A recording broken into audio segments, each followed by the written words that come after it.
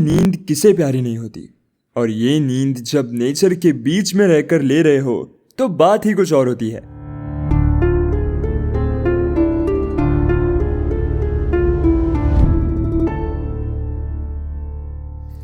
इसी का मजा लेने के लिए मैं हिमाचल प्रदेश के पहाड़ी एरिया में कैंपिंग कर रहा था। बहुत सुकून था यहाँ पर, लेकिन ये सुकून ज्यादा समय तक नहीं टिका। एक मैसेज ने मेरे रात की नींद को खराब कर दिया। ये नॉर्मल मैसेज नहीं था। इसमें लिखा था, अगर तुम ये मैसेज पढ़ रहे हो तो हो सकता है कि मैं जल्दी मरने वाला हूँ। डिटेक्टिव कबीर, मुझे कोई जान से मारने वाला है, मेरी मदद करो। इतने से मैसेज ने मेरे कैंपिंग की धज्जियां उड़ा दी। ये मैसेज पढ़कर मैं शांत तो नहीं बैठ सकता था, इसलिए मैंने अपने कैंपिंग का ट्रिप कैंसिल किया और सीधा वहां से निकल गया। मैसेज में एक एड्रेस भी दिया हुआ था। यह एड्रेस हिमाचल प्रदेश में ही दूर किसी हिल के पास एक मैंशन का था, जिसमें लॉर्ड थॉमस रहते थे। मैं अपनी गाड़ी को रात के अंधेरे में चलाता जा रहा था और लगभग सुबह मैं वहां पर पहुंच गया। मैं मैंशन पहुंच गया था। यह बहुत पुराना था, अंग्रेजों के जमाने का लग रहा था, पुराना और डरावना। मैंशन तक जाने के लिए एक बड़ा सा गेट भी था। बड़ा सा गेट खोलकर मैं अंदर घुसा। मैंने बाहर पुलिस की गाड़ियां देखी और मुझे अंदाजा हो गया था कि यहाँ पर क्या हुआ है। वहां खड़े इन्वेस्टिगेशन ऑफिसर ने मुझे देखा। मेरे इंट्रोडक्शन देने से पहले ही उन्होंने मुझे पहचान लिया। उन्होंने कहा, आप डिटेक्टिव कबीर हो ना? हाँ, मैं जानता हूँ आपके बारे में। आप यहाँ पर क्या कर रहे हैं? मैंने बताया कि मुझे मैसेज मिला है लॉर्ड थॉमस का, उन्होंने मुझे मदद के लिए बुलाया है। मैंने पुलिस इंस्पेक्टर को वो मैसेज दिखाया।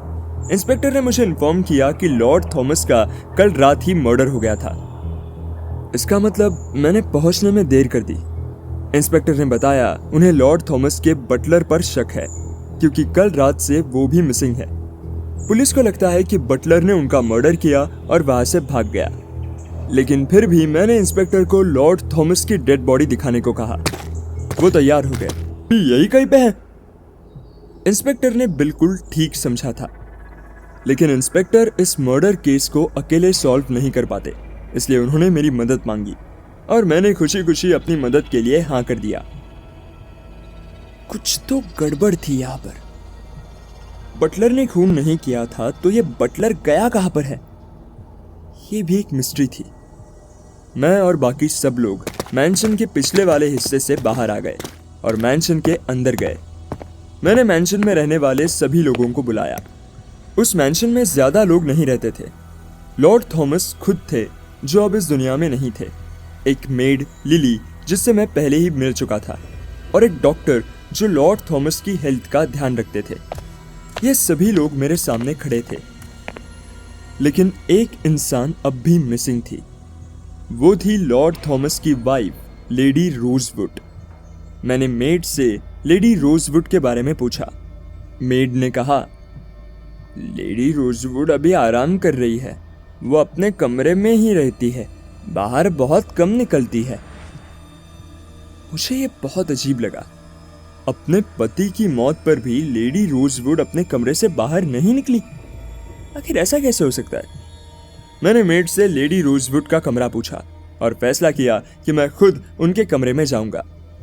मेड मुझे बार बार वहां जाने से रोक रही थी, इसलिए मेरी क्यूरियोसिटी और भी बढ़ रही थी, लेकिन मैं रुकने वालों में से नहीं था। मैं सीढ़ियों से ऊपर गया और लेडी रोजवुड के कमरे तक पहुंच गया। मैंने कमरे को कई बार नॉक किया, लेकिन किसी ने दरवाजा नहीं खोला।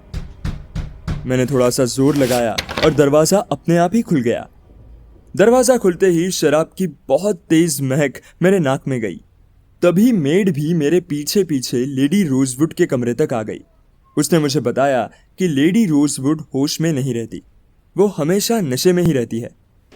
मैं सीढ़ियों से होता हुआ वापस नीचे आ गया। इंस्पेक्टर मेरी हेल्प से बहुत ज्यादा खुश था। उन्होंने मेरी सेफ्टी के लिए मेरे साथ 2 कांस्टेबल भी दिए और मैंने उनसे लॉर्ड थॉमस की डेड बॉडी का पोस्टमार्टम करवाने के लिए बोला और साथ में रिपोर्ट्स के बारे में मुझे अपडेट करने के लिए भी बोला। अब मेरा टास्क था उस बटलर के बारे में पता लगाना। हो सकता था कि बटलर ने किसी की मदद ली हो। मैं सीधा मैंशन से निकलकर थोड़ी दूरी पर बने एक घर की तरफ जाने लगा। वहां पर वो बटलर रहा करता था। मैं कमरे के अंदर घुसा तो पूरा कमरा धूल से भरा हुआ था। ऐसा लग रहा था जैसे कोई यहाँ काफी समय से आया नहीं था। मैंने कमरे के अंदर बने कैबिनेट को खोलकर देखा। वहां पर कपड़े फोल्ड करके रखे हुए थे और उस पर धूल जमी हुई थी, जो बहुत ज्यादा अजीब था। बटलर का कोई भी सामान नहीं था। वहां पर किसी के कदमों के निशान भी नहीं थे।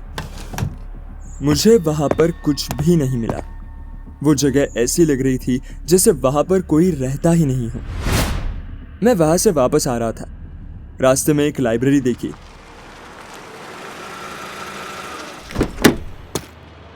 मुझे ये काफी इंटरेस्टिंग लगा। मैं सीधा लाइब्रेरी के अंदर चला गया। लाइब्रेरी के अंदर बहुत शांति थी। सिर्फ एक ही इंसान वहां पर बैठा हुआ था और वो था लॉर्ड थॉमस का डॉक्टर। मैं डॉक्टर के पास गया। देखा कि वो एक मैगजीन पढ़ रहा था। मैंने उनसे पूछा, कौन सी मैगजीन पढ़ रहे हैं आप? अचानक डॉक्टर ने मुझे देखा और कहा, अरे डिटेक्टिव कबीर आप? कुछ नहीं, बस थोड़ा मेडिकल जर्नल पढ़ रहा था, बस खत्म ही होने वाला है। मैंने उनसे पूछा, आपने सच में ये मैगजीन पूरी पढ़ ली है? डॉक्टर ने कहा कि वो कल रात से ही इस मैगजीन को पूरा पढ़ रहे थे और रात भर वो इसी लाइब्रेरी में ही थे। फिर मैंने उनसे पूछा कि लॉर्ड थॉमस की लाश को किसने सबसे पहले देखा था। डॉक्टर ने कहा कि उसने ही देखा था। सुबह जब डॉक्टर दवाई देने गया तब उन्होंने देखा कि लॉर्ड थॉमस की मौत हो गई है और तभी से बटलर गायब है। मैंने उनसे पूछा, तो अब आपकी नौकरी भी ओवर हो गई, क्योंकि लॉर्ड थॉमस तो रहे नहीं ना? लेकिन डॉक्टर ने जवाब दिया कि ऐसा नहीं है। अब उन्हें लेडी रोजवुड की देखभाल करनी है, इसलिए वो यहां से कहीं नहीं जा रहे। अचानक मेरी नाक में एक जानी पहचानी गंध आई। यह शराब की गंध थी। मैंने डॉक्टर से कहा, डॉक्टर क्या आप अपना मुंह खोल सकते हैं? डॉक्टर ने अपना मुंह खोला, लेकिन डॉक्टर के मुंह से यह बदबू नहीं आ रही थी। यह स्मेल डॉक्टर के कपड़ों से आ रही थी। डॉक्टर से मैंने स्मेल की वजह पूछी। डॉक्टर ने बताया कि वो लेडी रोजवुड को दवाई देने उनके कमरे में गए थे, इसीलिए ये स्मेल उनके कपड़ों से आ रही थी। डॉक्टर खड़ा हुआ और वहां से जाने लगा। अचानक उसने अपना पैर मेरे पैर पर रख दिया और मेरा पैर दब गया। डॉक्टर के जूतों पर लगी लाल मिट्टी मेरे पैरों पर भी लग गई। डॉक्टर ने मुझसे सॉरी कहा और जाते हुए कहा, डिटेक्टिव साहब, आपको मैंशन के पीछे जंगल की तरफ उस बटलर को ढूंढना चाहिए। हो सकता है वहां आपको कुछ मिल जाए। क्रिमिनल्स के लिए वो जगह एक एस्केप हेवन की तरह है। मैंने उनसे कहा, आपको क्रिमिनल के बारे में बहुत कुछ पता है? डॉक्टर ने हंसते हुए जवाब दिया, आप जैसे ही डिटेक्टिव लोगों की कहानियां पढ़कर मुझे भी क्राइम के बारे में काफी कुछ पता चला है। ठीक है, तो अब मैं चलता हूं। वैसे डॉक्टर ने ठीक कहा था। मैंने अपने साथ उन दोनों कांस्टेबल को लिया और मैंशन के पीछे जंगल की तरफ जाने लगा। हम अब जंगल में घुस चुके थे।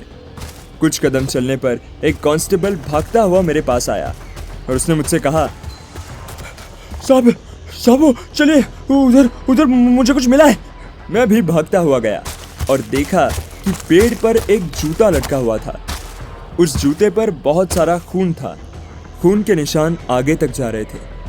मैं भी आगे बढ़ा और कुछ दूर जाने के बाद मैंने जो देखा उसे देखकर मेरे मुंह से सिर्फ एक ही बात निकली, ओह माय गॉड।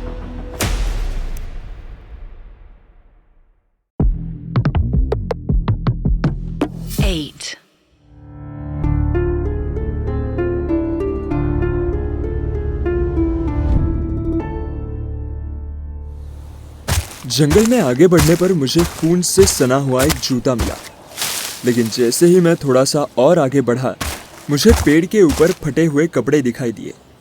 वो कपड़े किसी आदमी के थे और वो भी खून से लथपथ थे। खून बूंद बूंद करके नीचे टपक रही थी। मैं और वो दोनों कांस्टेबल डेड बॉडी को ढूंढने में लग गए। हमें आसपास कोई भी बॉडी नहीं मिली। मैंने जंगल के और अंदर जाने का सोचा, लेकिन जंगली जानवर के डर की वजह से उन दोनों कांस्टेबल ने मेरे साथ चलने से मना कर दिया।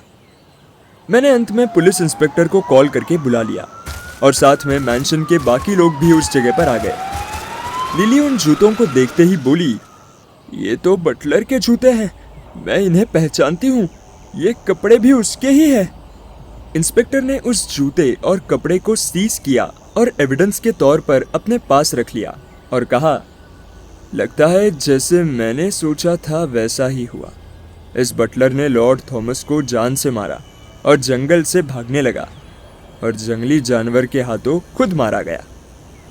इंस्पेक्टर की बात सुनकर डॉक्टर ने भी हाँ में हाँ मिला दिया, लेकिन मुझे कुछ ठीक नहीं लग रहा था। अगर जानवर ने बटलर की लाश को खा लिया था तो उसके शरीर के टुकड़े कहाँ पर हैं? ऊपर से खून के निशान उस पेड़ से आगे नहीं जा रहे थे। ऐसा लग रहा था जैसे पेड़ पर किसी जानवर ने उस बटलर को मारा और वो पेड़ से उसे उड़ाकर अपने साथ ले गया, जो कि पॉसिबल नहीं था। अचानक से जंगली जानवर की आवाज आई। सब डर गए और वहां से जाने लगे। मैंने भी वहां से चले जाने में ही अपनी भलाई समझी। मैंने कदम बढ़ाया ही था कि मेरी नजर मेरे जूतों पर पड़ी। उस पर लाल मिट्टी लगी हुई थी। ऐसी ही मिट्टी मैंने डॉक्टर के जूतों पर भी देखी थी। मैंशन के आसपास लाल मिट्टी नहीं थी, ये मिट्टी सिर्फ जंगल के हिस्से में ही थी। तो क्या डॉक्टर कल रात यहाँ पर था? मैं मैंशन के पास आ गया। मुझे इस डॉक्टर पर शक हो रहा था। इंस्पेक्टर अपनी जीप में बैठकर वहां से निकल गया। मैंने देखा कि डॉक्टर मैंशन के अंदर जा रहा था। शायद लेडी रोजवुड की दवा का टाइम हो गया था। मेरे पास यही एक मौका था। मैं छुपते छुपते डॉक्टर के कॉटेज की तरफ गया। मैंने दरवाजा खोलने की कोशिश की और दरवाजा खुल भी गया, क्योंकि डॉक्टर ने दरवाजा लॉक नहीं किया था।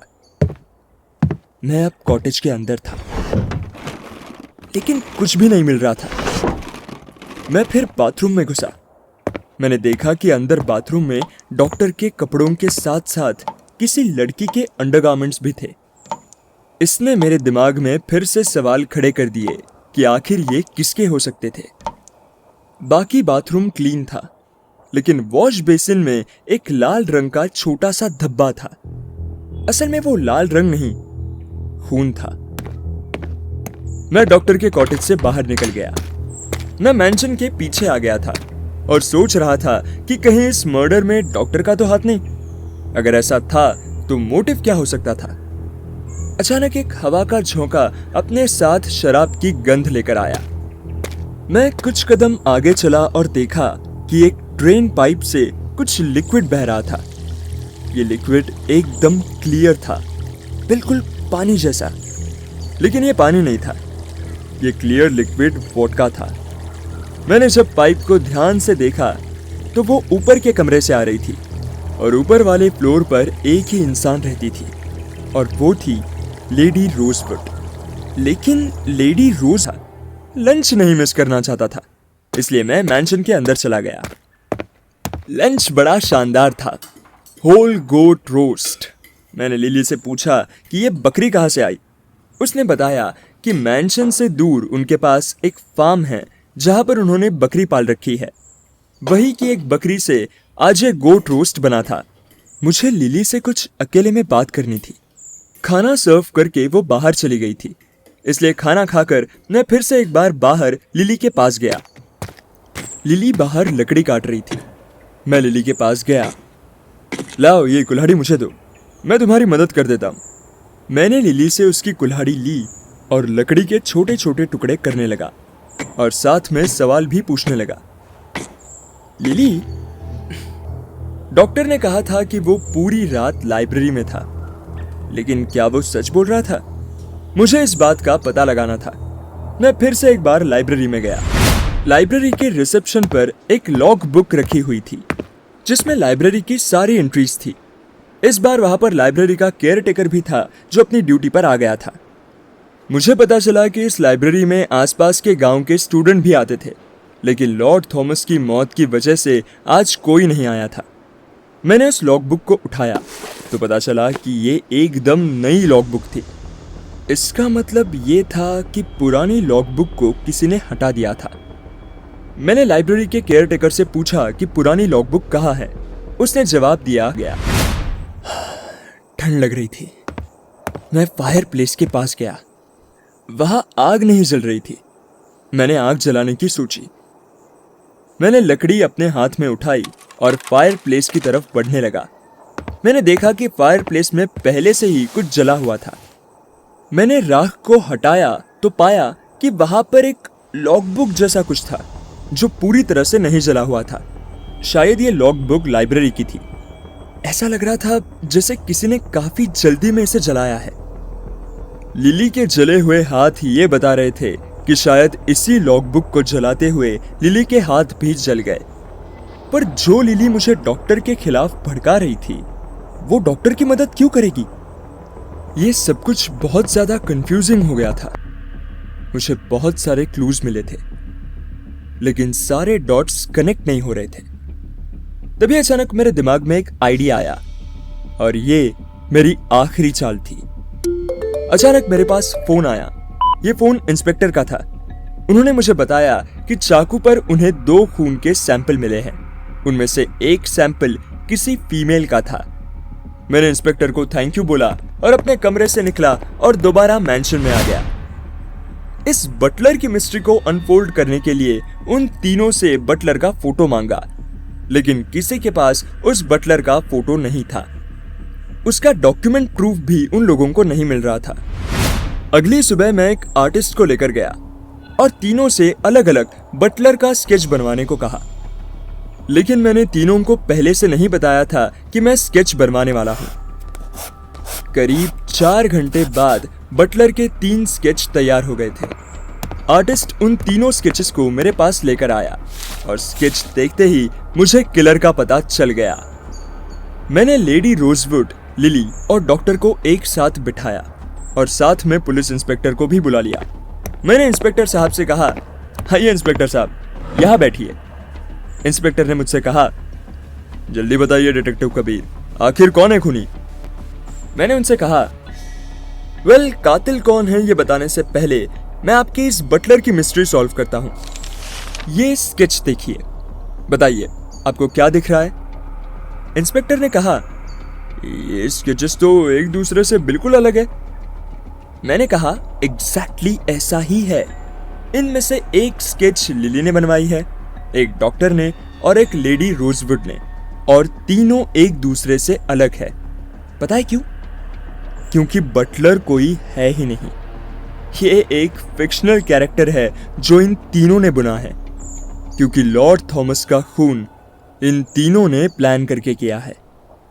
ये सुनते ही इंस्पेक्टर ने दांतों तले उंगली दबा ली और उन तीनों के पसीने छूटने लगे। इंस्पेक्टर ने कहा, ऐसा कैसे हो सकता है? आप ठीक तो कह रहे हैं ना? मैंने इंस्पेक्टर से कहा, हाँ, मैं बिल्कुल ठीक कह रहा हूं। लेडी रोजवुड ने लॉर्ड थॉमस के पीठ में छुरा घोंपा था और तभी उनका हाथ भी कट गया था। क्यों, मैं सच कह रहा हूं ना लेडी रोजवुड? ये सुनकर वो हिल गई। मैंने आगे एक्सप्लेन किया, लेडी रोजवुड शराबी बनने का नाटक कर रही थी ताकि कोई भी उन पर शक ना करे, और फिर डॉक्टर ने अपने से बड़े साइज के जूते पहने और खिड़की से कूद गया। वो जंगल में गया, कपड़ों को फाड़कर जंगल में पेड़ पर लटका दिया और ऊपर से मैंशन में काटे गए बकरे का खून उन कपड़ों पर डाल दिया।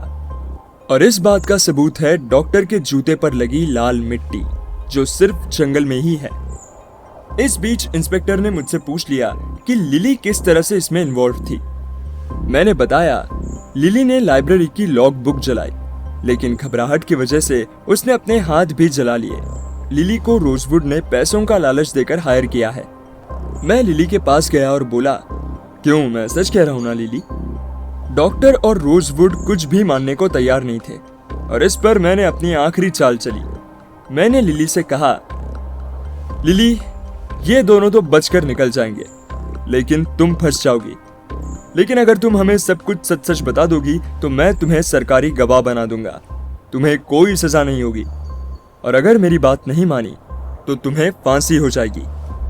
लिली रोने लगी और सब कुछ सच सच बता दिया। पुलिस ने लेडी रोजवुड और डॉक्टर को अरेस्ट कर लिया। उन्होंने बाद में बताया कि वो दोनों एक दूसरे से प्यार करते थे और लॉर्ड थॉमस को रास्ते से हटाना चाहते थे। वो कई महीनों से ये प्लान बना रहे थे। डॉक्टर लॉर्ड थॉमस को धीरे धीरे कमजोर कर रहा था ताकि उसे आराम से खत्म किया जा सके। लॉर्ड थॉमस के मरने के बाद उसकी सारी प्रॉपर्टी लेडी रोजवुड की होने वाली थी, इसलिए उन्होंने जल्दी से लॉर्ड थॉमस को रास्ते से हटा दिया। बस बात यह थी कि लॉर्ड थॉमस को इस सब का जब अंदाजा हुआ तब बहुत देर हो चुकी थी। वो बस मुझे मैसेज भेज पाए और कुछ नहीं कर सके। तो इसी तरह से ये एक और इंटरेस्टिंग केस सॉल्व हो गया। आपसे फिर मुलाकात होगी एक नए केस में। तब तक के लिए सुनते रहिए डिटेक्टिव कबीर।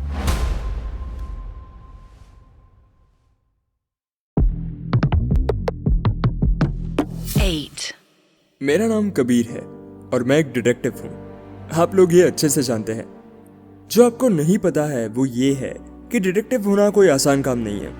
अभी तक लोगों ने ठीक से समझा नहीं है कि मैं किस तरह का डिटेक्टिव हूँ। कभी कभी मेरे पास ऐसे भी केस आते हैं जिसमें एक औरत अपने पति की जासूसी करवाना चाहती है। ऑब्वियसली मैं ऐसे केस नहीं लेता। मैं वही केस सॉल्व करता हूँ जिसे कोई नहीं करता या जिसे पुलिस ने फाइल के नीचे दबा दिया है। वैसे तो मुझे रोज ही अजीब अजीब से मैसेज आते रहते हैं, कभी धमकी भरा मैसेज तो कभी अप्रिसिएशन का। लेकिन एक बार मुझे एक अजीब सा लेटर आया।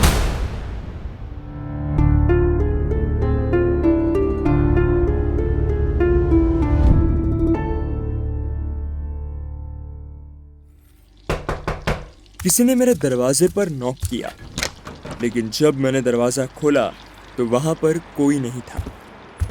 मैं घर से थोड़ा बाहर निकला, लेकिन तब भी मुझे कोई भी दिखाई नहीं दिया। मैं वापस कमरे में जाने लगा। तभी अचानक मेरी नजर दरवाजे के नीचे रखे एक लिफाफे पर पड़ी। उस लिफाफे पर कोई भी स्टैंप नहीं था और कोई भी एड्रेस नहीं था। मैंने उस लिफाफे को खोलकर देखा तो अंदर एक पेपर था। मैंने उसे बाहर निकाला। उस पेपर पर लिखा था, तुम अपने आप को बहुत बड़े डिटेक्टिव समझते हो ना? अगर तुम सच में बहुत अच्छे डिटेक्टिव हो तो मुझे रोक कर दिखाओ। मैं आज यहाँ से 50 किलोमीटर दूर एक गांव सहारनपुर में एक खून करने वाला हूँ। ये खून आज शाम 5 बजे होगा। अगर तुम में हिम्मत है तो मुझे रोक कर दिखाओ। मैंने इस लेटर को पूरा पढ़ा और हंसने लगा, क्योंकि पता नहीं ऐसे कितने ही लेटर मेरे पास पहले भी आ चुके हैं। जब पहली बार ऐसा लेटर मुझे मिला था तो मैं बहुत सीरियस होकर उस लेटर में बताए गए एड्रेस पर गया था और तब जाके मुझे पता चला कि किसी को मुझसे केस सॉल्व करवाना था, इसलिए उन्होंने मेरा अटेंशन पाने के लिए ऐसा किया। मैं अपने घर के अंदर आ गया और दरवाजा बंद कर लिया। अगली सुबह मैं न्यूज़पेपर लेने के लिए अपने घर से बाहर निकला। मैंने न्यूज़पेपर को उठाया और उसे खोलकर देखा तो उस न्यूज़पेपर से निकला एक और लिफाफा। ये वैसा ही एनवेलप था जो मुझे कल मिला था। मैंने उसे फिर से खोला और उसमें से एक पेपर निकाला। उस पर लिखा था, कल तुम नहीं आए, मैं तुम्हारा ही इंतजार कर रहा था।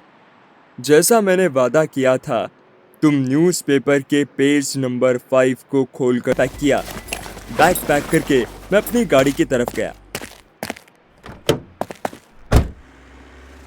सहारनपुर पहुंचकर मैं सबसे पहले पुलिस स्टेशन पहुंचा और वहां के इंचार्ज से मिला। पुलिस स्टेशन का इंस्पेक्टर अपने छोटे से रूम में सो रहा था और उसके मुंह से लाल रंग की लार टपक रही थी। मैंने जोर से खांसा लेकिन फिर भी वो इंस्पेक्टर अपनी जगह से नहीं उठा।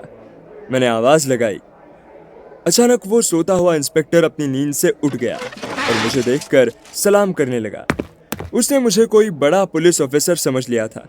मैंने उसकी गलतफहमी दूर की। मैंने उनसे यहाँ पर हुए मर्डर के बारे में पूछा। पुलिस इंस्पेक्टर ने मुझसे कहा, तो आप एक जासूस है।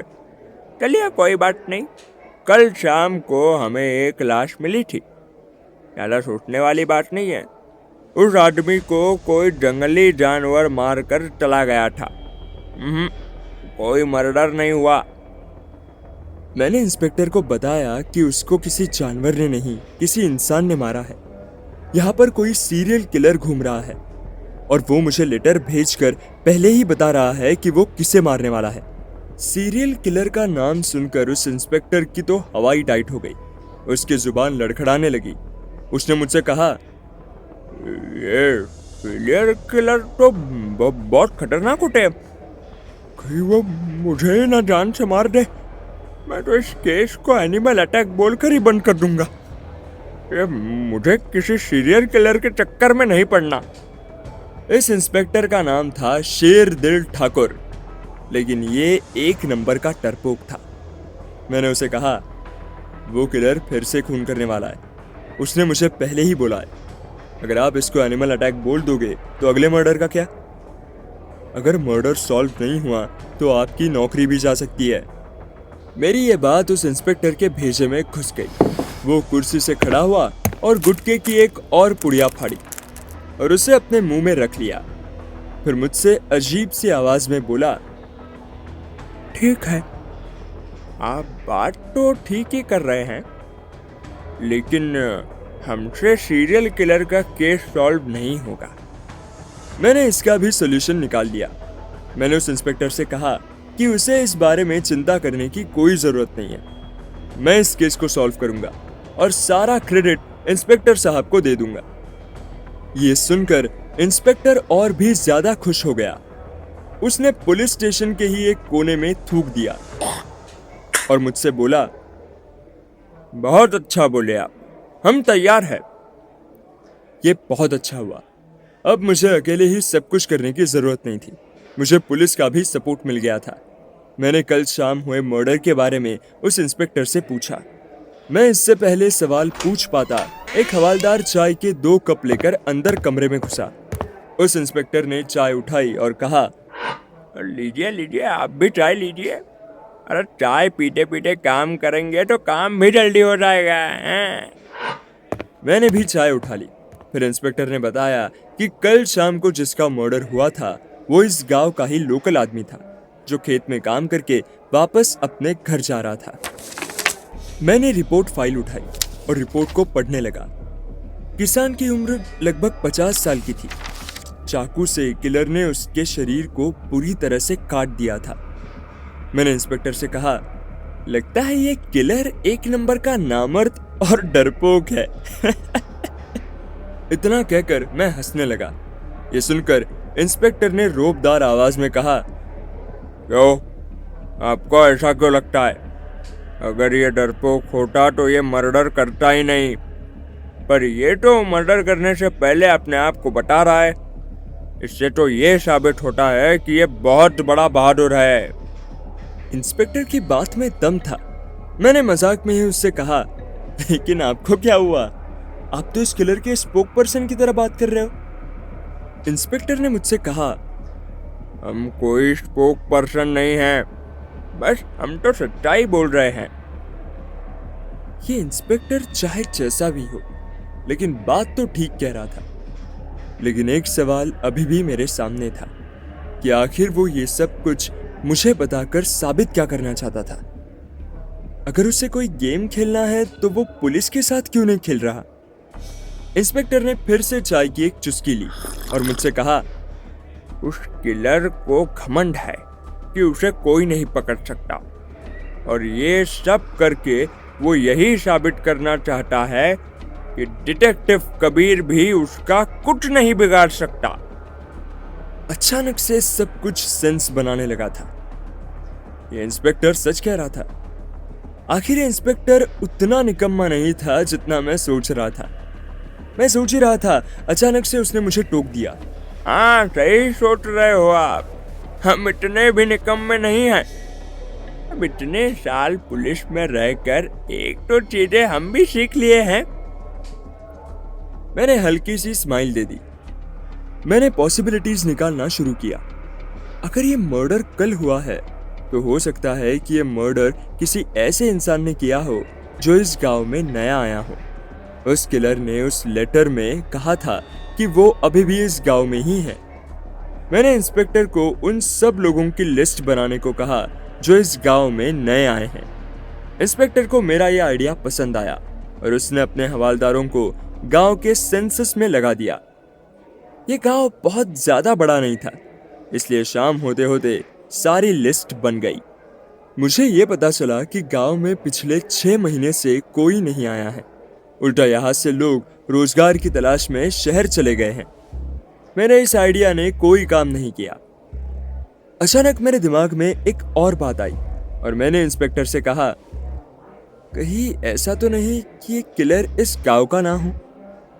वो कहीं आसपास के गांव से आया हो और यहाँ पर आकर मर्डर कर रहा हो? मेरी ये बात इंस्पेक्टर को पसंद आई। वो दूसरे गांव में भी अपने हवालदारों को भेजने वाला था, लेकिन अब तक शाम हो चुकी थी और मेरे पास रहने के लिए कोई जगह नहीं थी।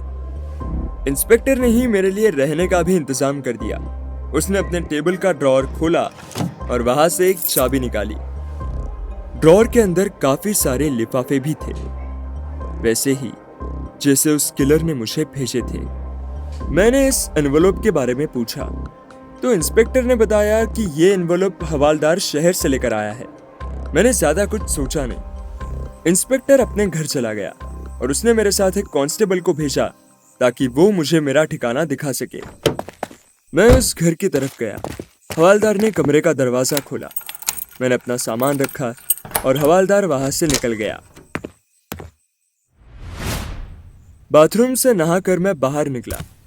किसी ने पत्थर मारकर मेरे खिड़की की कांच फोड़ दी। मैंने पत्थर को देखा तो उसमें एक कागज लिपटा हुआ था। मैंने उसे खोलकर देखा। उस पेपर पर कुछ लिखा हुआ था, जो था, मैं यहीं पर हूं कबीर, दूसरे गांव में नहीं।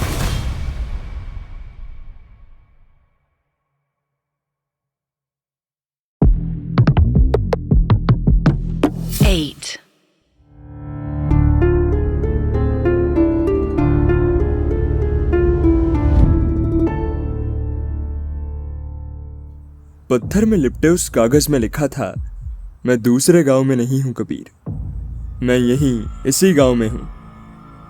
मुझे अच्छा लगा कि तुमने आखिर समझदारी का काम किया। मैं अगला खून कल करने वाला हूं। अगला खून मैं तुम्हारे नाक के नीचे से करूंगा और तुम्हें पता भी नहीं चलेगा। यह किलर का ही मैसेज था, लेकिन उसे कैसे पता चला कि मैं यहां पर हूं? लगता है वो आसपास ही है। मैंने बाहर निकलकर देखा, लेकिन आसपास कोई भी नहीं था। मैं उसी टूटी हुई खिड़की के पास गया, लेकिन वहां पर भी किसी के आने का कोई निशान नहीं था। मैं वापस अपने कमरे में आ गया। मुझे इतना पता चल गया था कि अगली मौत कब होने वाली है, लेकिन इस बात का पता लगना बहुत मुश्किल था कि अगली मौत किसकी होने वाली है। आखिर इस सीरियल किलर का पैटर्न क्या था? ये अपना शिकार कैसे सिलेक्ट करता है? मुझे कुछ भी नहीं पता था। मुझे तो क्या, किसी को भी कुछ पता नहीं था। इतना मैं कह सकता था कि एक किलर मजे के लिए मर्डर कर रहा है। ये प्रूव करना चाहता है कि उसे कोई नहीं पकड़ सकता। यही वजह है जो उसे और भी खतरनाक बनाती है। मैंने जल्दी से अपना फोन निकाला और इंस्पेक्टर शेरदिल को कॉल करने लगा। रिंग जा रही थी, लेकिन इंस्पेक्टर फोन नहीं उठा रहा था। मैंने फिर से ट्राई किया। कुछ 1-2 बार ट्राई करने के बाद इंस्पेक्टर शेरदिल ने मेरा फोन उठा ही लिया। मैंने कहा, हेलो इंस्पेक्टर, मुझे आपसे मिलना है। मुझे फिर से एक लेटर आया है, आपको कुछ बहुत जरूरी बताना है। इंस्पेक्टर मुझसे मिलने में इंटरेस्टेड नहीं लग रहा था, लेकिन मेरे बार बार बोलने पर वो पुलिस स्टेशन पर मिलने को तैयार हो गया। मैं अपनी गाड़ी से सीधा पुलिस स्टेशन की तरफ बढ़ने लगा। रास्ते में काफी अंधेरा था। गांव में स्ट्रीट लाइट का नामो निशान भी नहीं था। अचानक मेरे सामने एक और गाड़ी आ रही थी। सामने से आती हुई गाड़ी ने हॉर्न मारा। मैंने भी उसे साइड दे दी। वो गाड़ी मेरे बगल से निकल गई। कुछ दूर मैंने अपनी गाड़ी चलाई ही थी कि तभी पीछे से कोई हॉर्न मारने लगा। पीछे अंधेरे में गाड़ी ठीक से दिखाई नहीं दे रही थी।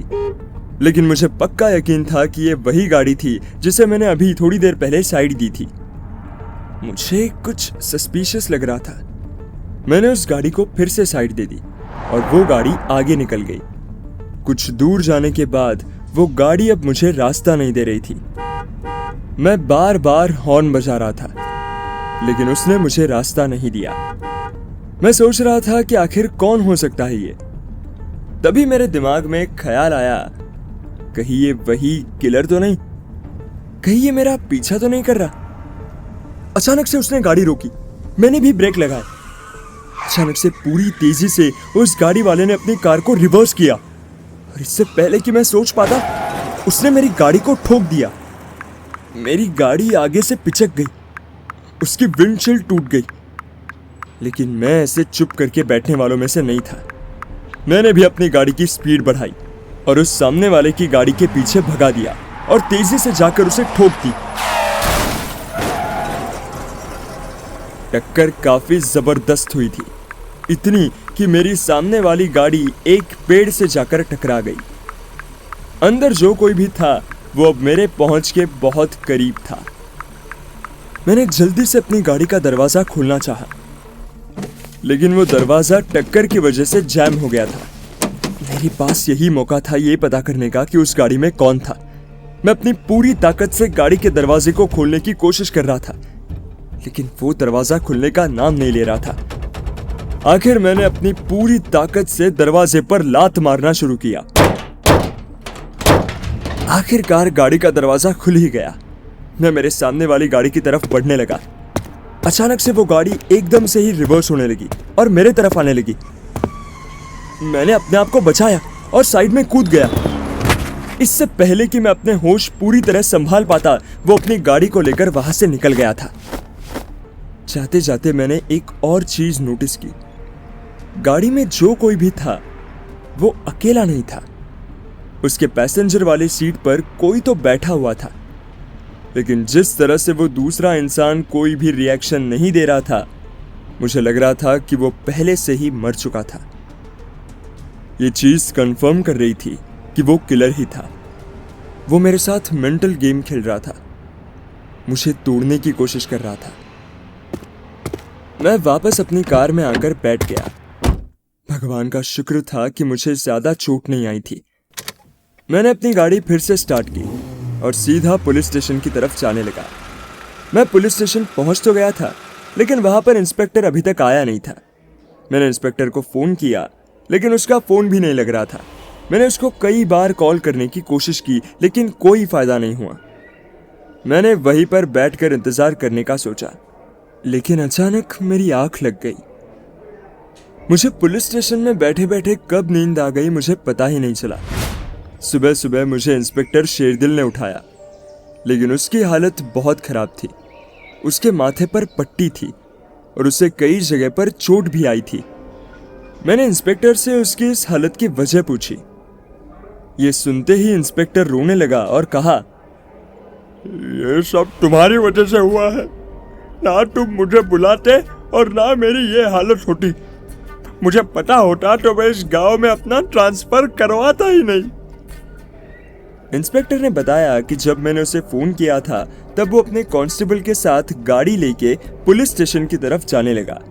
तभी रास्ते में एक गाड़ी ने उसे पीछे से बहुत जोर से ठोक दिया, जिससे इंस्पेक्टर की गाड़ी गड्ढे में जा गिरी और इम्पैक्ट की वजह से इंस्पेक्टर बेहोश हो गया। और जब सुबह इंस्पेक्टर ने अपनी आंखें खोली तब उसने देखा कि उसका कांस्टेबल गायब है। इंस्पेक्टर बहुत ज्यादा डर गया था।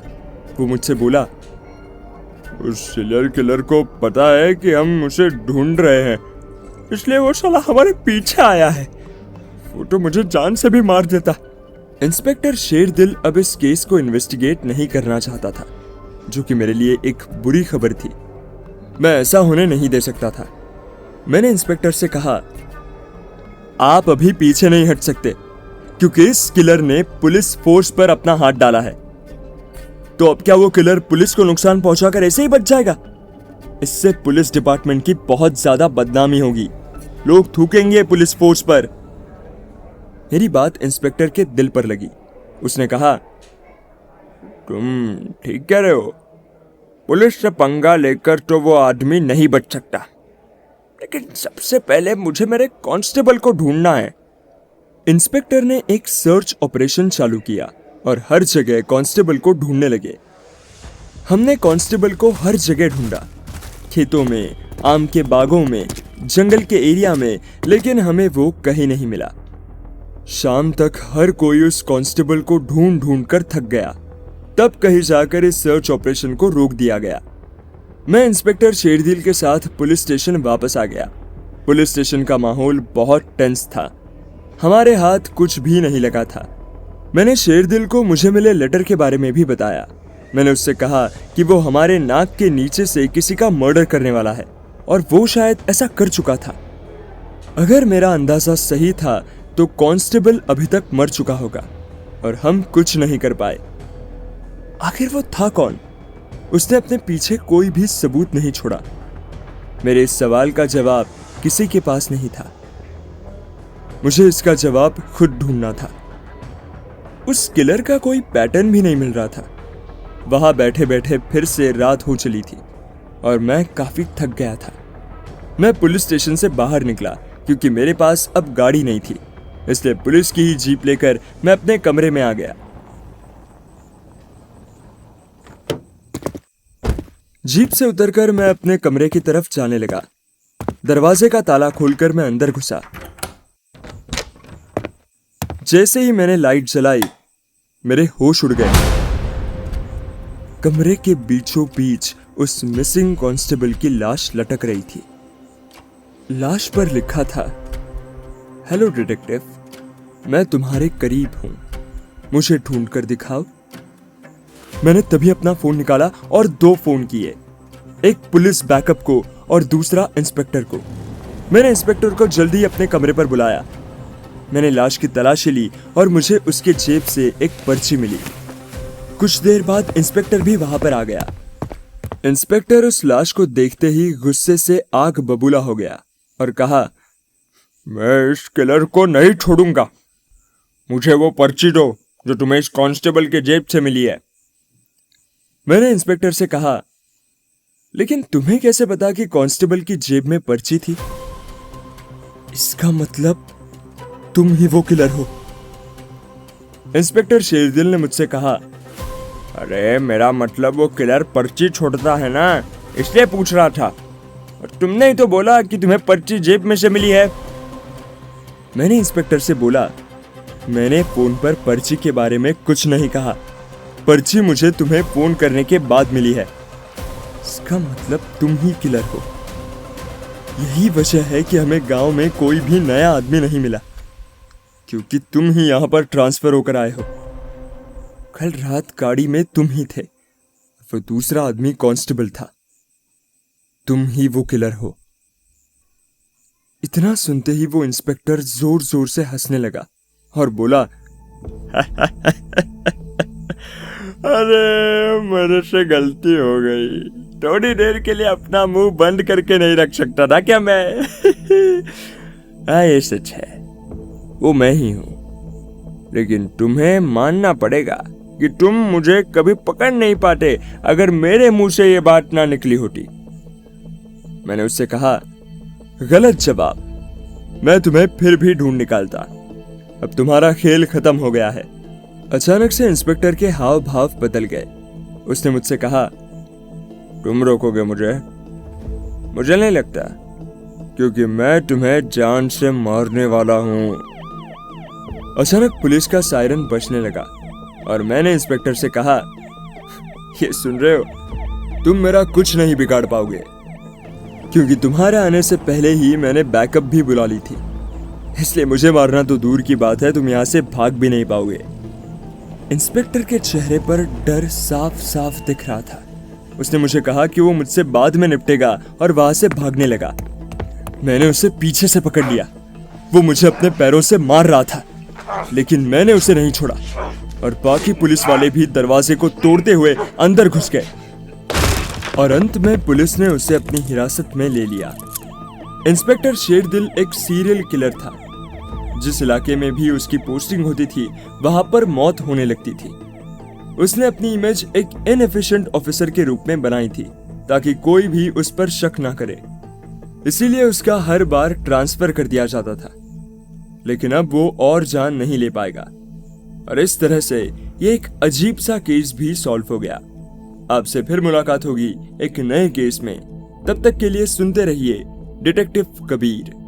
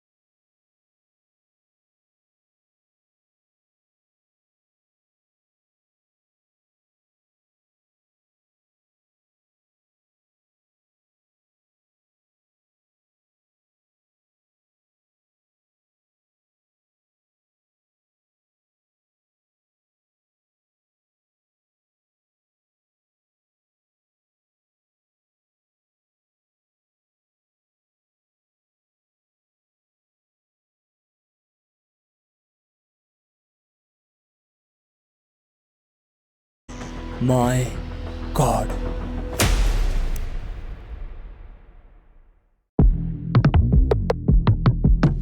Eight.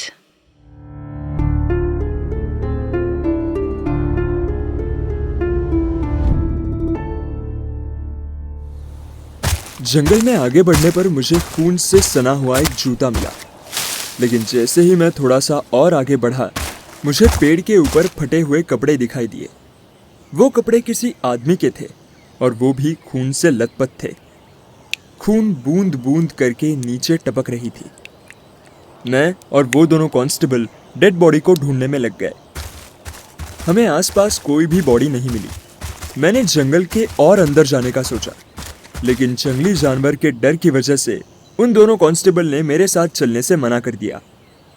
मैंने अंत में पुलिस इंस्पेक्टर को कॉल करके बुला लिया और साथ में मैंशन के बाकी लोग भी उस जगह पर आ गए। लिली उन जूतों को देखते ही बोली, ये तो बटलर के जूते हैं, मैं इन्हें पहचानती हूँ, ये कपड़े भी उसके ही हैं। इंस्पेक्टर ने उस जूते और कपड़े को सीज किया और एविडेंस के तौर पर अपने पास रख लिया और कहा, लगता है जैसे मैंने सोचा था वैसा ही हुआ।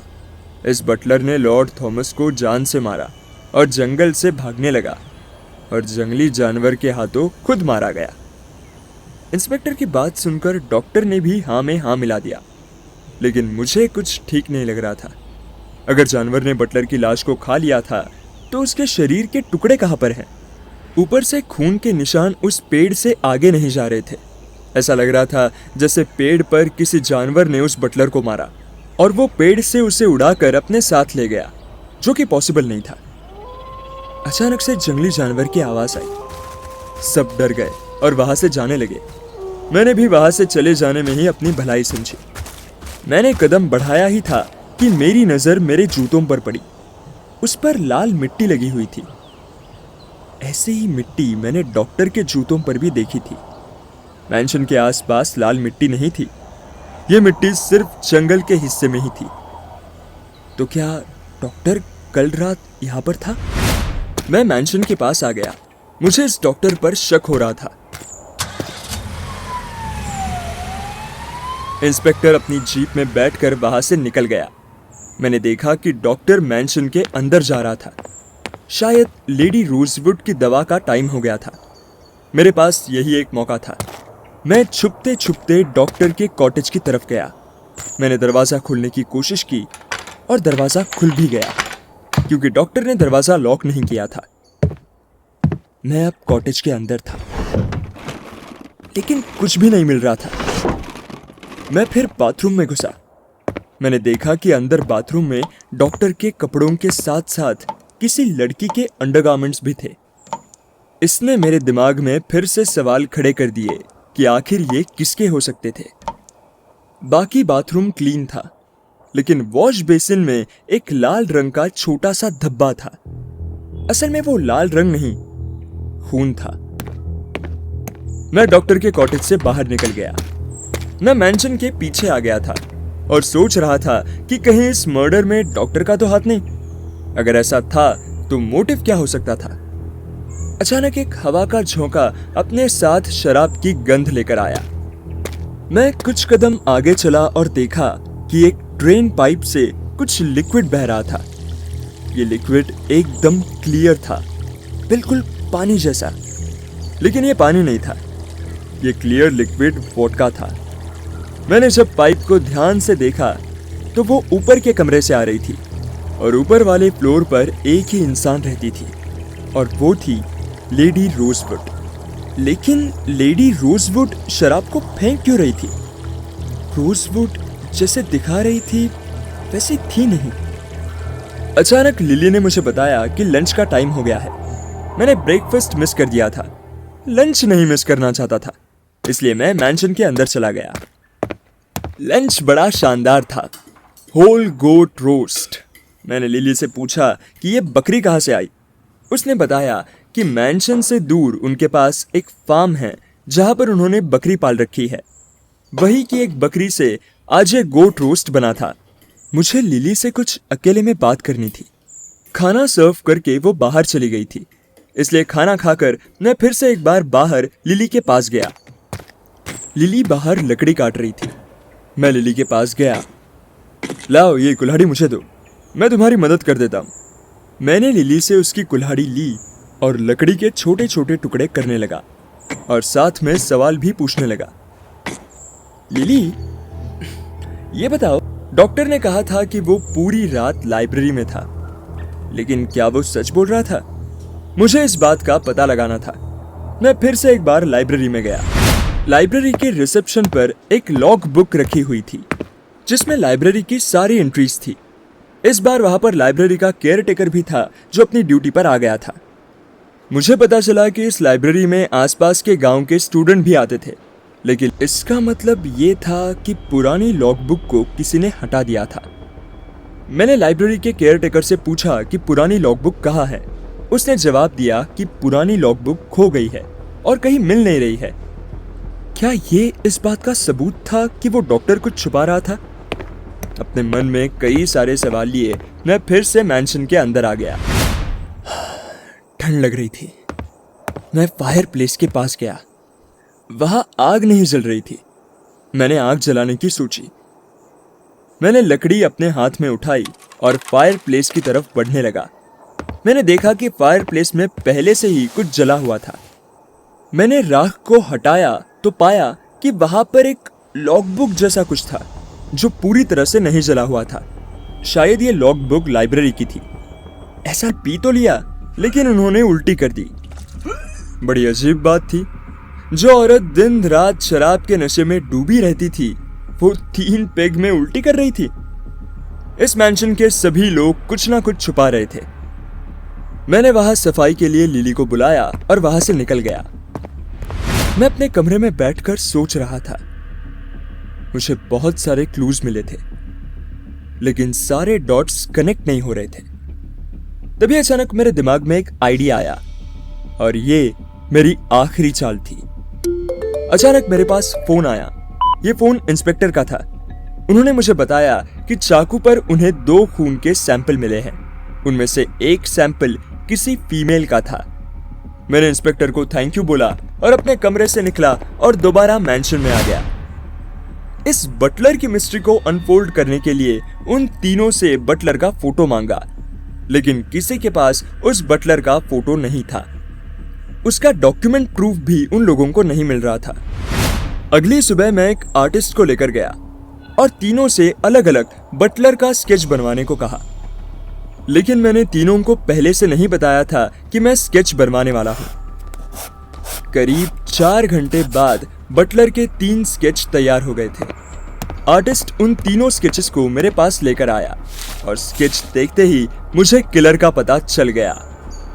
मैंने लेडी रोजवुड, लिली और डॉक्टर को एक साथ बिठाया और साथ में पुलिस इंस्पेक्टर को भी बुला लिया। मैंने इंस्पेक्टर साहब से कहा, आइए इंस्पेक्टर साहब, यहाँ बैठिए। इंस्पेक्टर ने मुझसे कहा, जल्दी बताइए डिटेक्टिव कबीर, आखिर कौन है खूनी? मैंने उनसे कहा, वेल, कातिल कौन है ये बताने से पहले मैं आपकी इस बटलर की मिस्ट्री सॉल्व करता हूं। ये स्केच देखिए, बताइए आपको क्या दिख रहा है? इंस्पेक्टर ने कहा, ये स्केचेस तो एक दूसरे से बिल्कुल अलग हैं और तीनों एक दूसरे से अलग है। पता है क्यों? क्योंकि बटलर कोई है ही नहीं। ये एक फिक्शनल कैरेक्टर है जो इन तीनों ने बुना है, क्योंकि लॉर्ड थॉमस का खून इन तीनों ने प्लान करके किया है। ये सुनते ही इंस्पेक्टर ने दांतों तले उंगली दबा ली और उन तीनों के पसीने छूटने लगे। इंस्पेक्टर ने कहा, ऐसा कैसे हो सकता है? आप ठीक तो कह रहे हैं ना? मैंने इंस्पेक्टर से कहा, हाँ, मैं बिल्कुल ठीक कह रहा हूं। लेडी रोजवुड ने लॉर्ड थॉमस के पीठ में छुरा घोंपा था और तभी उनका हाथ भी कट गया था। क्यों, मैं सच कह रहा हूं ना लेडी रोजवुड? ये सुनकर वो हिल गई। मैंने आगे एक्सप्लेन किया, लेडी रोजवुड शराबी बनने का नाटक कर रही थी ताकि कोई भी उन पर नहीं तो तुम्हें फांसी हो जाएगी। लिली रोने लगी और सब कुछ सच सच बता दिया। पुलिस ने लेडी रोजवुड और डॉक्टर को अरेस्ट कर लिया। उन्होंने बाद में बताया कि वो दोनों एक दूसरे से प्यार करते थे और लॉर्ड थॉमस को रास्ते से हटाना चाहते थे। वो कई महीनों से ये प्लान बना रहे थे। डॉक्टर लॉर्ड थॉमस को धीरे धीरे कमजोर कर रहा था ताकि उसे आराम से खत्म किया जा सके। लॉर्ड थॉमस के मरने के बाद उसकी सारी प्रॉपर्टी लेडी रोजवुड की होने वाली थी, इसलिए उन्होंने जल्दी से लॉर्ड थॉमस को रास्ते से हटा दिया। बस बात यह थी कि लॉर्ड थॉमस को इस सब का जब अंदाजा हुआ तब बहुत देर हो चुकी थी। वो बस मुझे मैसेज भेज पाए और कुछ नहीं कर सके। तो इसी तरह से ये एक और इंटरेस्टिंग केस सॉल्व हो गया। आपसे फिर मुलाकात होगी एक नए केस में। तब तक के लिए सुनते रहिए डिटेक्टिव कबीर।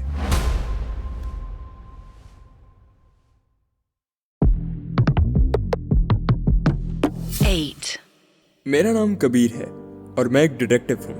आप लोग ये अच्छे से जानते हैं।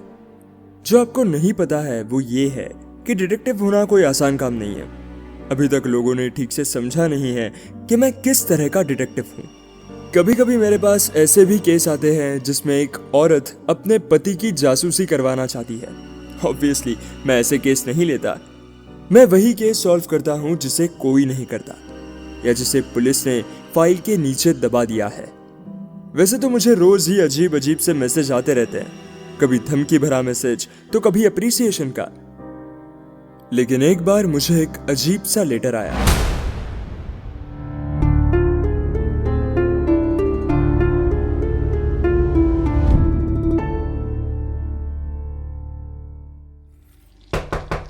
किसी ने मेरे दरवाजे पर नॉक किया, लेकिन जब मैंने दरवाजा खोला तो वहां पर कोई नहीं था। मैं घर से थोड़ा बाहर निकला, लेकिन तब भी मुझे कोई भी दिखाई नहीं दिया। मैं वापस कमरे में जाने लगा, तभी अचानक मेरी नजर दरवाजे के नीचे रखे एक लिफाफे पर पड़ी।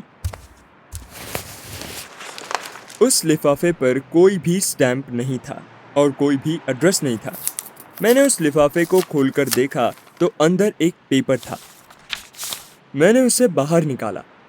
उस पेपर पर लिखा था, तुम अपने आप को बहुत बड़े डिटेक्टिव समझते हो ना? अगर तुम सच में बहुत अच्छे डिटेक्टिव हो तो मुझे रोक कर दिखाओ। मैं आज यहाँ से 50 किलोमीटर दूर एक गांव सहारनपुर में एक खून करने वाला हूँ। ये खून आज शाम 5 बजे होगा। अगर तुम में हिम्मत है तो मुझे रोक कर दिखाओ। मैंने इस लेटर को पूरा पढ़ा और हंसने लगा, क्योंकि पता नहीं ऐसे कितने ही लेटर मेरे पास पहले भी आ चुके हैं। जब पहली बार ऐसा लेटर मुझे मिला था तो मैं बहुत सीरियस होकर उस लेटर में बताए गए एड्रेस पर गया था और तब जाके मुझे पता चला कि किसी को मुझसे केस सॉल्व करवाना था, इसलिए उन्होंने मेरा अटेंशन पाने के लिए ऐसा किया। मैं अपने घर के अंदर आ गया और दरवाजा बंद कर लिया। अगली सुबह मैं न्यूज़पेपर लेने के लिए अपने घर से बाहर निकला। मैंने न्यूज़पेपर को उठाया और उसे खोलकर देखा तो उस न्यूज़पेपर से निकला एक और लिफाफा। ये वैसा ही एनवेलप था जो मुझे कल मिला था। मैंने उसे फिर से खोला और उसमें से एक पेपर निकाला। उस पर लिखा था, कल तुम नहीं आए, मैं तुम्हारा ही इंतजार कर रहा था। जैसा मैंने वादा किया था, तुम न्यूज़पेपर के पेज नंबर 5 को खोलकर देखो। पैक किया। बैग पैक करके मैं अपनी गाड़ी की तरफ गया। सहारनपुर पहुंचकर मैं सबसे पहले पुलिस स्टेशन पहुंचा और वहां के इंचार्ज से मिला। पुलिस स्टेशन का इंस्पेक्टर अपने छोटे से रूम में सो रहा था और उसके मुंह से लाल रंग की लार टपक रही थी। मैंने जोर से खांसा लेकिन फिर भी वो इंस्पेक्टर अपनी जगह से नहीं उठा। मैंने आवाज लगाई। अचानक वो सोता हुआ इंस्पेक्टर अपनी नींद से उठ गया और मुझे देखकर सलाम करने लगा। उसने मुझे कोई बड़ा पुलिस ऑफिसर समझ लिया था। मैंने उसकी गलतफहमी दूर की। मैंने उनसे यहाँ पर हुए मर्डर के बारे में पूछा। पुलिस इंस्पेक्टर ने मुझसे कहा, तो आप एक जासूस है। चलिए कोई बात नहीं, कल शाम को हमें एक लाश मिली थी। ज़्यादा सोचने वाली बात नहीं है। उस आदमी को कोई जंगली जानवर मारकर चला गया था। कोई मर्डर नहीं हुआ। मैंने इंस्पेक्टर को बताया कि उसको किसी जानवर ने नहीं, किसी इंसान ने मारा है। यहाँ पर कोई सीरियल किलर घूम रहा है। और वो मुझे लेटर भेजकर पहले ही बता रहा है कि वो किसे मारने वाला है। सीरियल किलर का नाम सुनकर उस इंस्पेक्टर की तो हवाई टाइट हो गई, उसकी जुबान लड़खड़ाने लगी। उसने मुझसे कहा, ये सीरियल किलर तो बहुत खतरनाक होते हैं, कहीं वो मुझे ना जान से मार दे। मैं तो इस केस को एनिमल अटैक बोलकर ही बंद कर दूंगा। ये मुझे किसी सीरियल किलर के चक्कर में नहीं पड़ना। इस इंस्पेक्टर का नाम था शेर दिल ठाकुर, लेकिन ये 1 नंबर का डरपोक था। मैंने उसे कहा, वो किलर फिर से खून करने वाला है। उसने मुझे पहले ही बोला है, अगर आप इसको एनिमल अटैक बोल दोगे तो अगले मर्डर का क्या? अगर मर्डर सॉल्व नहीं हुआ तो आपकी नौकरी भी जा सकती है। मेरी ये बात उस इंस्पेक्टर के भेजे में घुस गई। वो कुर्सी से खड़ा हुआ और गुटके की एक और पुड़िया फाड़ी और उसे अपने मुंह में रख लिया। फिर मुझसे अजीब सी आवाज में बोला, ठीक है, आप बात तो ठीक ही कर रहे हैं, लेकिन हमसे सीरियल किलर का केस सॉल्व नहीं होगा। मैंने इसका भी सॉल्यूशन निकाल लिया। मैंने उस इंस्पेक्टर से कहा कि उसे इस बारे में चिंता करने की कोई जरूरत नहीं है। मैं इस केस को सॉल्व करूंगा और सारा क्रेडिट इंस्पेक्टर साहब को दे दूंगा। ये सुनकर इंस्पेक्टर और भी ज्यादा खुश हो गया।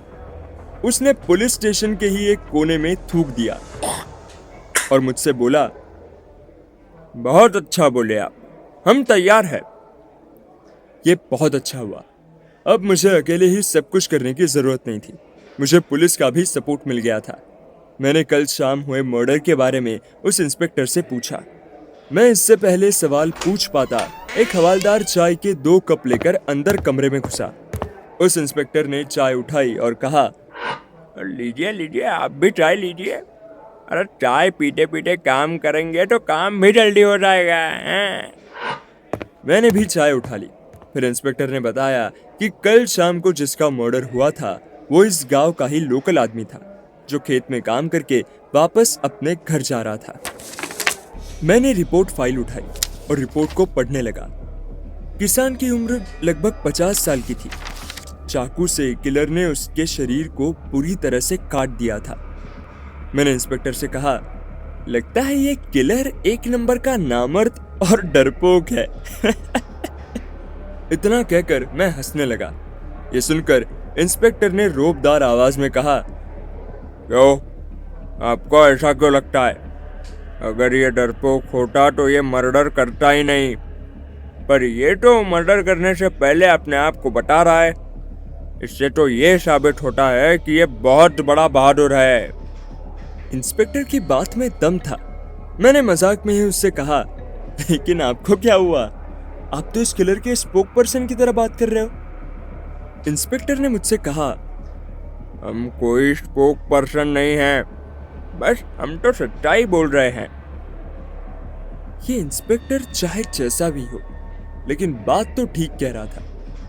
लेकिन एक सवाल अभी भी मेरे सामने था कि आखिर वो ये सब कुछ मुझे बताकर साबित क्या करना चाहता था। अगर उसे कोई गेम खेलना है तो वो पुलिस के साथ क्यों नहीं खेल रहा?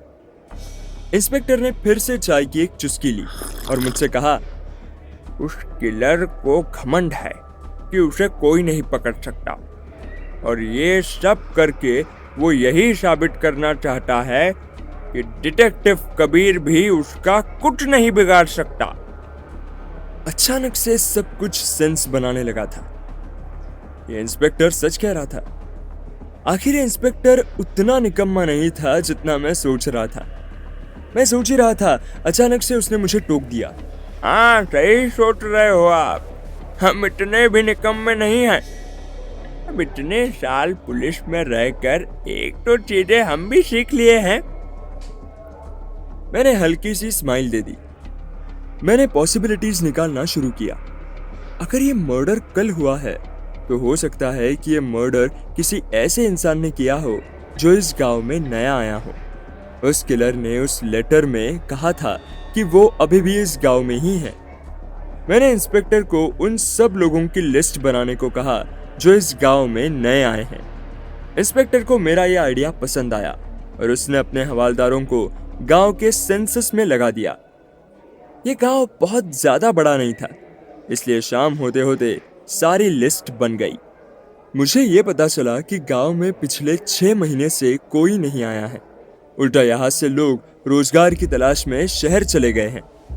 मेरे इस आइडिया ने कोई काम नहीं किया। अचानक मेरे दिमाग में एक और बात आई और मैंने इंस्पेक्टर से कहा, कहीं ऐसा तो नहीं कि ये किलर इस गांव का ना हो? वो कहीं आसपास के गांव से आया हो और यहाँ पर आकर मर्डर कर रहा हो? मेरी ये बात इंस्पेक्टर को पसंद आई। वो दूसरे गांव में भी अपने हवालदारों को भेजने वाला था, लेकिन अब तक शाम हो चुकी थी और मेरे पास रहने के लिए कोई जगह नहीं थी। इंस्पेक्टर ने ही मेरे लिए रहने का भी इंतजाम कर दिया। उसने अपने टेबल का ड्रॉअर खोला और वहां से एक चाबी निकाली। ड्रॉअर के अंदर काफी सारे लिफाफे भी थे, वैसे ही जैसे उस किलर ने मुझे भेजे थे। मैंने इस एनवलप के बारे में पूछा तो इंस्पेक्टर ने बताया कि ये एनवलप हवालदार शहर से लेकर आया है। मैंने ज्यादा कुछ सोचा नहीं। इंस्पेक्टर अपने घर चला गया और उसने मेरे साथ एक कांस्टेबल को भेजा ताकि वो मुझे मेरा ठिकाना दिखा सके। मैं उस घर की तरफ गया। हवालदार ने कमरे का दरवाजा खोला। मैंने अपना सामान रखा और हवालदार वहां से निकल गया। बाथरूम से नहाकर मैं बाहर निकला। किसी ने पत्थर मारकर मेरे खिड़की की कांच फोड़ दी। मैंने पत्थर को देखा तो उसमें एक कागज लिपटा हुआ था। मैंने उसे खोलकर देखा। उस पेपर पर कुछ लिखा हुआ था, जो था, मैं यहीं पर हूं कबीर, दूसरे गांव में नहीं।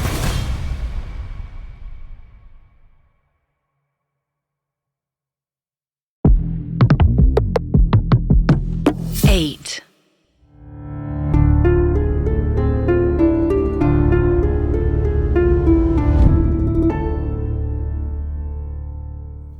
पत्थर में लिपटे उस कागज में लिखा था, मैं दूसरे गांव में नहीं हूं कबीर, मैं यहीं इसी गांव में हूं। मुझे अच्छा लगा कि तुमने आखिर समझदारी का काम किया। मैं अगला खून कल करने वाला हूं। अगला खून मैं तुम्हारे नाक के नीचे से करूंगा और तुम्हें पता भी नहीं चलेगा। यह किलर का ही मैसेज था, लेकिन उसे कैसे पता चला कि मैं यहां पर हूं? लगता है वो आसपास ही है। मैंने बाहर निकलकर देखा, लेकिन आसपास कोई भी नहीं था। मैं उसी टूटी हुई खिड़की के पास गया, लेकिन वहां पर भी किसी के आने का कोई निशान नहीं था।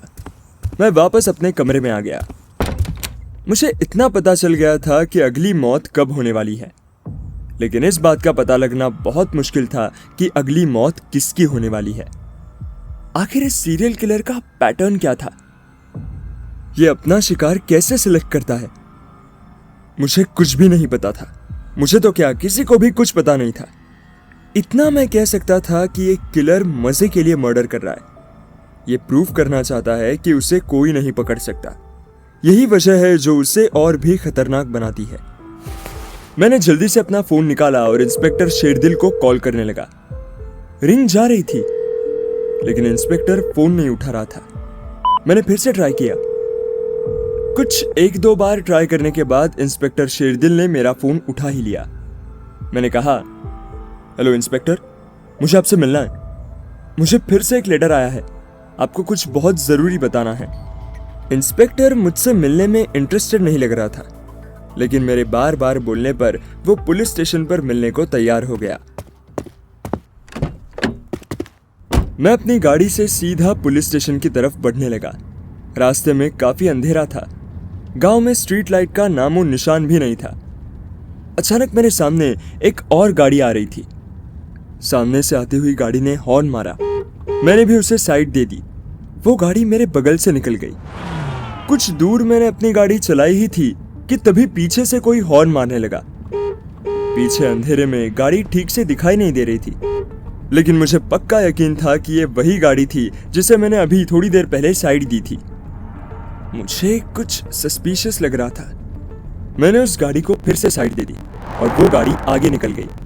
कुछ दूर जाने के बाद वो गाड़ी अब मुझे रास्ता नहीं दे रही थी।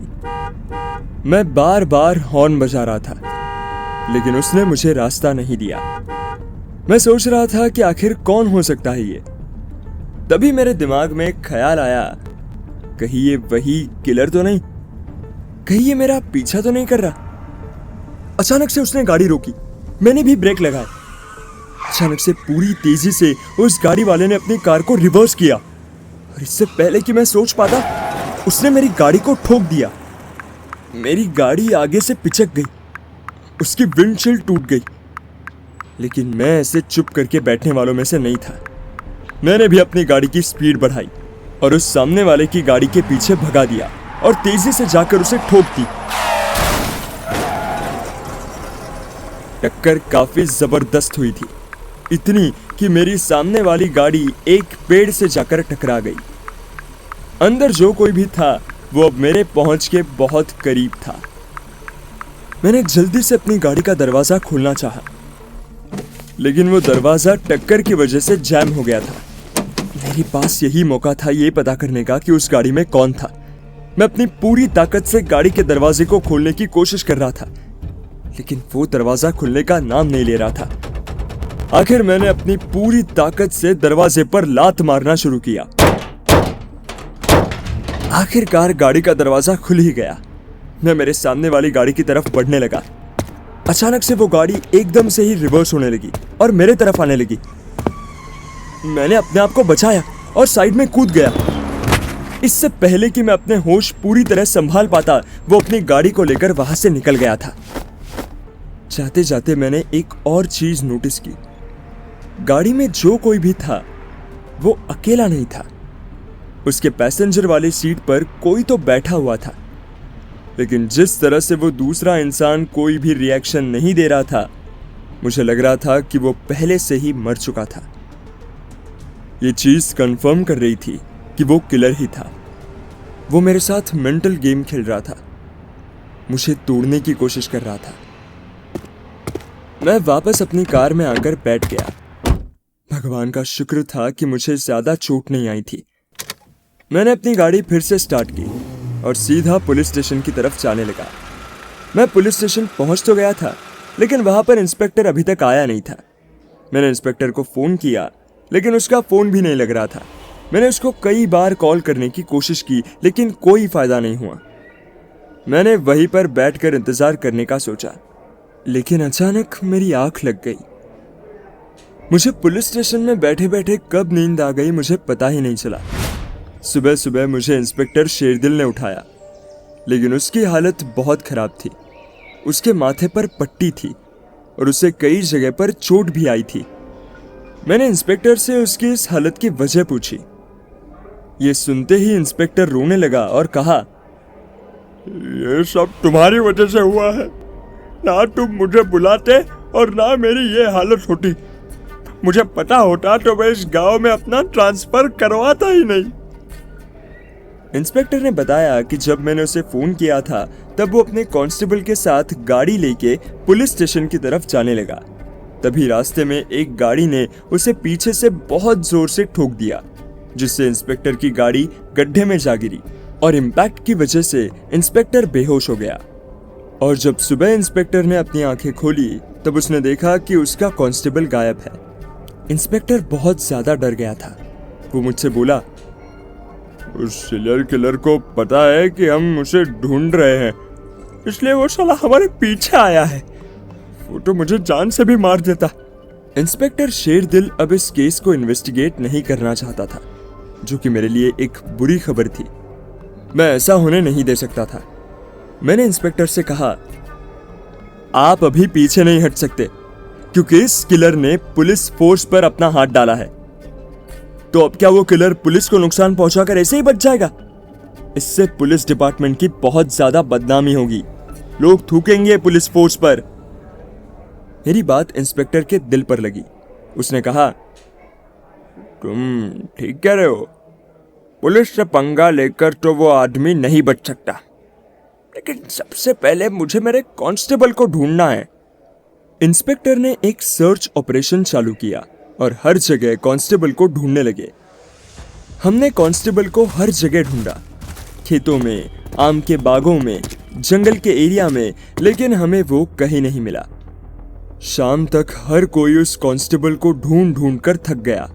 तब कहीं जाकर इस सर्च ऑपरेशन को रोक दिया गया। मैं इंस्पेक्टर शेरदिल के साथ पुलिस स्टेशन वापस आ गया। पुलिस स्टेशन का माहौल बहुत टेंस था। हमारे हाथ कुछ भी नहीं लगा था। मैंने शेरदिल को मुझे मिले लेटर के बारे में भी बताया। मैंने उससे कहा कि वो हमारे नाक के नीचे से किसी का मर्डर करने वाला है और वो शायद ऐसा कर चुका था। अगर मेरा अंदाजा सही था तो कांस्टेबल अभी तक मर चुका होगा और हम कुछ नहीं कर पाए। आखिर वो था कौन? उसने अपने पीछे कोई भी सबूत नहीं छोड़ा। मेरे इस सवाल का जवाब किसी के पास नहीं था। मुझे इसका जवाब खुद ढूंढना था। उस किलर का कोई पैटर्न भी नहीं मिल रहा था। वहां बैठे बैठे फिर से रात हो चली थी और मैं काफी थक गया था। मैं पुलिस स्टेशन से बाहर निकला क्योंकि मेरे पास अब गाड़ी नहीं थी, इसलिए पुलिस की ही जीप लेकर मैं अपने कमरे में आ गया। जीप से उतरकर मैं अपने कमरे की तरफ जाने लगा। दरवाजे का ताला खोलकर मैं अंदर घुसा। जैसे ही मैंने लाइट जलाई, मेरे होश उड़ गए। कमरे के बीचों बीच उस मिसिंग कांस्टेबल की लाश लटक रही थी। लाश पर लिखा था, हेलो डिटेक्टिव, मैं तुम्हारे करीब हूं, मुझे ढूंढ कर दिखाओ। मैंने तभी अपना फोन निकाला और 2 फोन किए, एक पुलिस बैकअप को और दूसरा इंस्पेक्टर को। मैंने इंस्पेक्टर को जल्दी अपने कमरे पर बुलाया। मैंने लाश की तलाशी ली और मुझे उसके जेब से एक पर्ची मिली। कुछ देर बाद इंस्पेक्टर भी वहां पर आ गया। इंस्पेक्टर उस लाश को देखते ही गुस्से से आग बबूला हो गया और कहा, मैं इस किलर को नहीं छोड़ूंगा। मुझे वो पर्ची दो जो तुम्हें इस कांस्टेबल के जेब से मिली है। मैंने इंस्पेक्टर से कहा, लेकिन तुम्हें कैसे पता कि कांस्टेबल की जेब में पर्ची थी? इसका मतलब तुम ही वो किलर हो। इंस्पेक्टर शेरदिल ने मुझसे कहा, अरे मेरा मतलब वो किलर पर्ची छोड़ता है ना, इसलिए पूछ रहा था। और तुमने ही तो बोला कि तुम्हें पर्ची जेब में से मिली है। मैंने इंस्पेक्टर से बोला, मैंने फोन पर पर्ची के बारे में कुछ नहीं कहा। पर्ची मुझे तुम्हें फोन करने के बाद मिली है। इसका मतलब तुम ही किलर हो। यही वजह है कि हमें गांव में कोई भी नया आदमी नहीं मिला, क्योंकि तुम ही यहां पर ट्रांसफर होकर आए हो। कल रात गाड़ी में तुम ही थे, वो दूसरा आदमी कांस्टेबल था। तुम ही वो किलर हो। इतना सुनते ही वो इंस्पेक्टर जोर जोर से हंसने लगा और बोला, अरे मेरे से गलती हो गई। थोड़ी देर के लिए अपना मुंह बंद करके नहीं रख सकता था क्या मैं? हाँ, ये सच है, वो मैं ही हूं। लेकिन तुम्हें मानना पड़ेगा कि तुम मुझे कभी पकड़ नहीं पाते अगर मेरे मुंह से ये बात ना निकली होती। मैंने उससे कहा, गलत जवाब। मैं तुम्हें फिर भी ढूंढ निकालता। अब तुम्हारा खेल खत्म हो गया है। अचानक से इंस्पेक्टर के हाव भाव बदल गए। उसने मुझसे कहा, तुम रोकोगे मुझे? मुझे नहीं लगता, क्योंकि मैं तुम्हें जान से मारने वाला हूं। अचानक पुलिस का सायरन बजने लगा और मैंने इंस्पेक्टर से कहा, ये सुन रहे हो, तुम मेरा कुछ नहीं बिगाड़ पाओगे, क्योंकि तुम्हारे आने से पहले ही मैंने बैकअप भी बुला ली थी। इसलिए मुझे मारना तो दूर की बात है, तुम यहां से भाग भी नहीं पाओगे। इंस्पेक्टर के चेहरे पर डर साफ साफ दिख रहा था। उसने मुझे कहा कि वो मुझसे बाद में निपटेगा और वहां से भागने लगा। मैंने उसे पीछे से पकड़ लिया। वो मुझे अपने पैरों से मार रहा था, लेकिन मैंने उसे नहीं छोड़ा और बाकी पुलिस वाले भी दरवाजे को तोड़ते हुए अंदर घुस गए और अंत में पुलिस ने उसे अपनी हिरासत में ले लिया। इंस्पेक्टर शेरदिल एक सीरियल किलर था। जिस इलाके में भी उसकी पोस्टिंग होती थी, वहां पर मौत होने लगती थी। उसने अपनी इमेज एक इनएफिशिएंट ऑफिसर के रूप में बनाई थी ताकि कोई भी उस पर शक ना करे। इसीलिए उसका हर बार ट्रांसफर कर दिया जाता था। लेकिन अब वो और जान नहीं ले पाएगा और इस तरह से ये एक अजीब सा केस भी सॉल्व हो गया। आपसे फिर मुलाकात होगी एक नए केस में। तब तक के लिए सुनते रहिए डिटेक्टिव कबीर।